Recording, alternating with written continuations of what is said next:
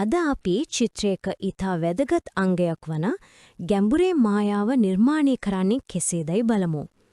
ඒ සඳහා අපි පෙරබිම, මැදබිම සහ පසුබිම යන සංරචක තුنين පළමුවෙන්න ගැන කතා කරමු.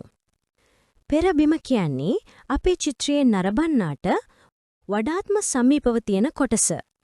මේ කලාපයේ තියෙන වස්තුන් අපි විශාලව, ඊතා පැහැදිලි විස්තර සහිතව සහ තියුණු ලෙස අඳින්න ඕනේ. වර්ණ ගැන්වීමේදී මෙහි වර්ණ සාමාන්‍යයෙන් වඩාත්ම දීප්තිමත් සහ තද ලෙස පෙන්වනවා. මේ කලාපයේ ඇති වැදගත්කම වන්නේ පෙරබිම තමයි චිත්‍රයට ඇතුළු වන දොරටුව. ඒ නිසා නරඹන්නාගේ ඇස චිත්‍රය ඇතුළට ගෙන යාමට එය උපකාරී වෙනවා. ඒ බොහෝ විට කලාව, ඡායාරූපකරණය සහ පරිගණකකරණයේදී භාවිතා වෙනවා. චිත්‍රකලාව සම්බන්ධ මෙවැනි විෂය තොරතුරු දැනගැනීම සඳහා Rhythmic Canvas YouTube channel එක subscribe කර notification ගෙන්වා ගන්න bell icon එක click කරන්න. අපව ඇගයීම සඳහා like කරන්න. ඔබගේ අදහස් දැක්වීමට comment කරන්න. ස්තුතියි.